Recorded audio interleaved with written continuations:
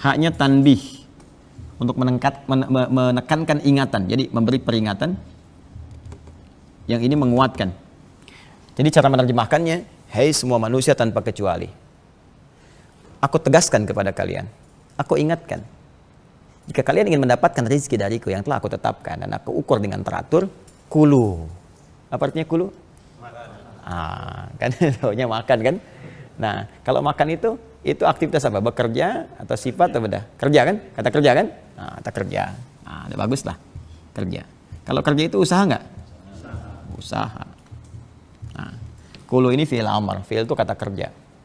Nah, maka kalau kita ingin mendapatkan rezeki dari Allah, perintah pertama dari Allah adalah usaha untuk mendapatkan itu. Kerja. Bergerak. Ya. Sepanjang kita mau bergerak, beraktivitas, ya tuntutan Allah sederhana. Bergerak aja. Minimal motivasi terdepannya itu untuk mencari makan, kebutuhan pokok. Nah, ini yang disebut di bahasa Indonesia, kalau saya nggak keliru, sinekdok pas pro toto. Ya, menyebutkan sebagian yang dimaksud keseluruhan. Atau sinekdok lawannya totem pro parte, menyebutkan keseluruhan yang dimaksud sebagian. Ya, kalau orang mau bekerja itu kan, mohon maaf ya ketika ditanya, papa berangkat kemana? Mencari sesuap nasi. Ya kan? Padahal yang dicari kan se-magic jar. Kemudian juga untuk pakaian, untuk kelengkapan itu kan.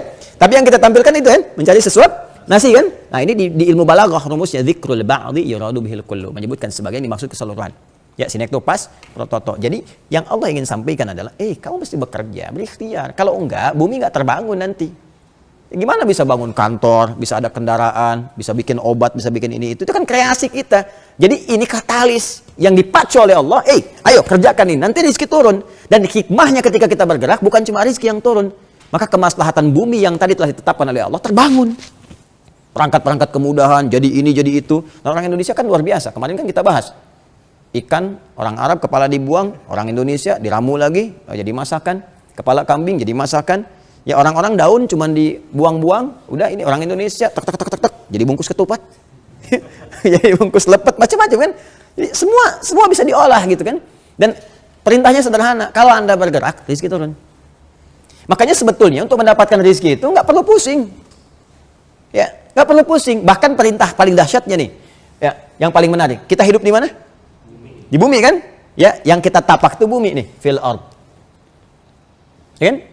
Dan yang paling dahsyat ada minnya, mimma nih. Kulu mimma. Mimma ini asalnya begini, min plus ma. Nah, kalau pakai ma, ini isim mausul, kata sambung untuk menunjuk semua keadaan tanpa batas.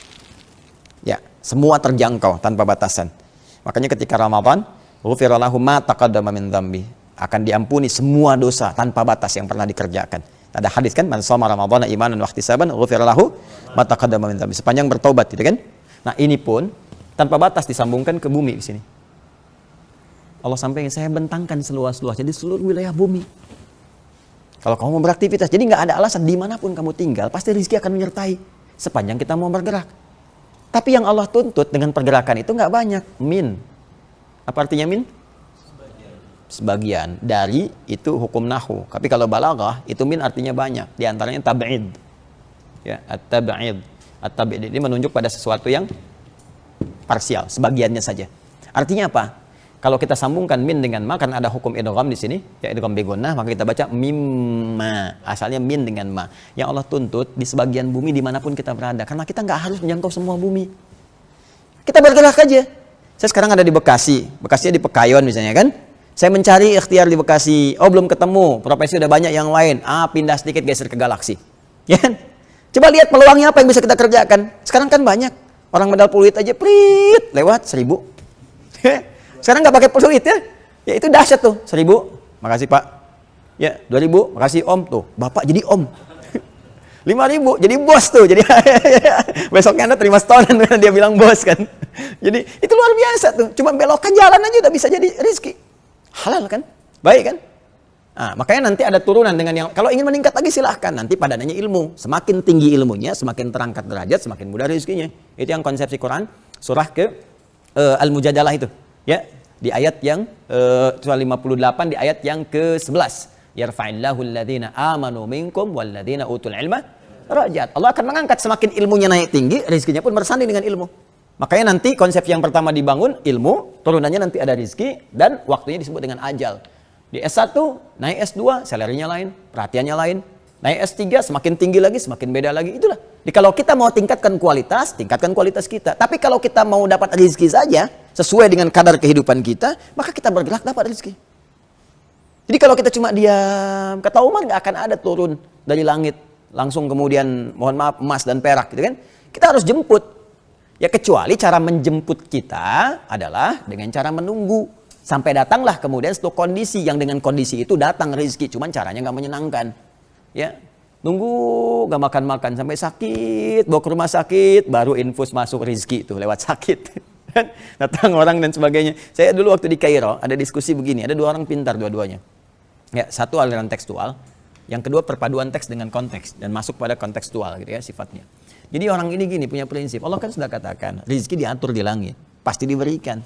Kita nggak usah repot. Yang udah diatur katanya udah. Ya dia nggak baca aturannya bagaimana. Yang penting Allah sudah mau kasih, kita tunggu. Gak bisa kata yang satu, harus kita ikhtiar dulu, ikhtiar baru datang. Kita buktikanlah. Jadi yang satu ingin membuktikan, saat kayak gini kita nih, ya kita etikaf. Kalau di Timur Tengah itu gak harus Ramadan. Kadang-kadang ada zawiyah. Zawiyah itu untuk khusus kita menyendiri, baca, bertakarrub pada Allah, sisi yang lain tuh ya. Kayak kita punya nih, di sini misalnya, atau tempat sebagian belakang masjid itu. Itu masuk dia sembunyi di balik meja. Dan ada kebiasaan etikaf di situ, dia sembunyi di balik meja supaya gak ketahuan. Nah biasanya ada orang donatur kasih makanan. Ya, setiap waktu gitu ngelihat. Hari pertama masuk lihat ada berapa orang. Ya hal min akhir, ada lagi yang lain enggak? Katanya saya mau ngasih makanan nih. Enggak ada, karena dia kan sembunyi. Kan enggak boleh ngapa-ngapain, diam. Kan? Tanya marbot enggak tahu, karena marbot enggak tahu ada yang sembunyi di situ. Hari kedua tanya lagi kan, ini saya kasih lagi ada yang lain, enggak ada kan? Dia boleh gelisah tuh, lapar. Hari ketiga dia enggak tahan. Dia udah enggak tahan, begitu datang lagi orang nanyakan kan, ada lagi yang lain katanya kan, ini saya mau pindah ke tempat lain kalau enggak ada yang lain kan. Dia ngasih kode, gitu kan. Baik, begitu dia ngasih kode, rupanya ada orang, kata marbot kaget. Begitu dilihat, dah kelihatan orang lapar kan. Kenapa anda nggak bilang katanya kan? Dikasih lah dia kemudian 2 bagian, 2 box lah kalau kita. Begitu dikasih itu temennya yang tadi diskusi langsung nyamperin ke dia, dia katakan kan saya udah bilang dari awal, rizki itu mesti diikhtiarkan dicari walaupun dengan gitu. Paham ya? Nah, ini kadang-kadang kalau kita nggak puasa kan orang ceramah nah, berarti dia pengen minum kan. Nah ini yang saya maksudkan. Ya jadi jangan putus asa, jangan ada alasan ya kayak pertanyaan yang tempo lalu kan. Di sini diponis saja di pekerjaan itu kan kita bisa mencari yang lain, berikhtiar. Yang penting Allah menuntut kita ikhtiar. Kadang-kadang ini yang terjadi seringnya begini. Bukan nggak dikasih, tapi Allah itu sangat pencemburu pada ketakwaan kita.